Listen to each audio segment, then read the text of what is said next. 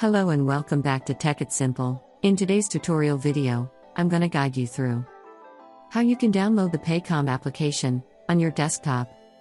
Keep watching the video till the end, without skipping, in order to learn how, and subscribe to our channel by hitting the subscribe button. Don't forget to press the bell icon so that you'll never miss another update from us.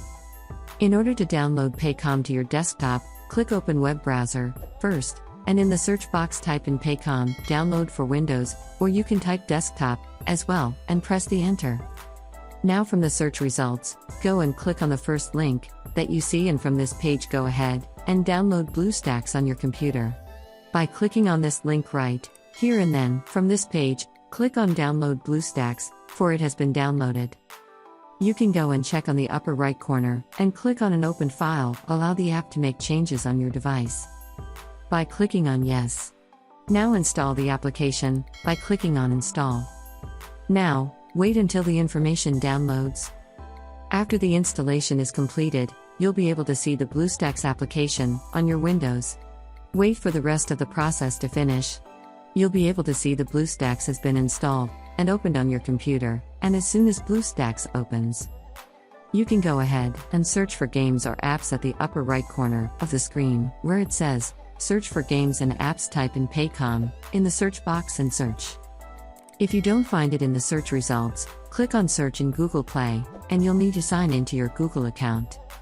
In order to do so, click on Sign In, and then type in your email or your phone number in the text field. Make sure to type in a valid email address, and then click on the Next button. Now on the next page, enter your pathway for your account again. Make sure to type in the correct password in order to log into your account without any kind of a problem. You can double check your password by clicking on the Show Password box, which will reveal your password, so that you can move on to the next step. After you're done, click on Next. After that, click on I agree. Now, you'll be able to find this application on your Android emulator. Now click on Install in order to install the application on your device.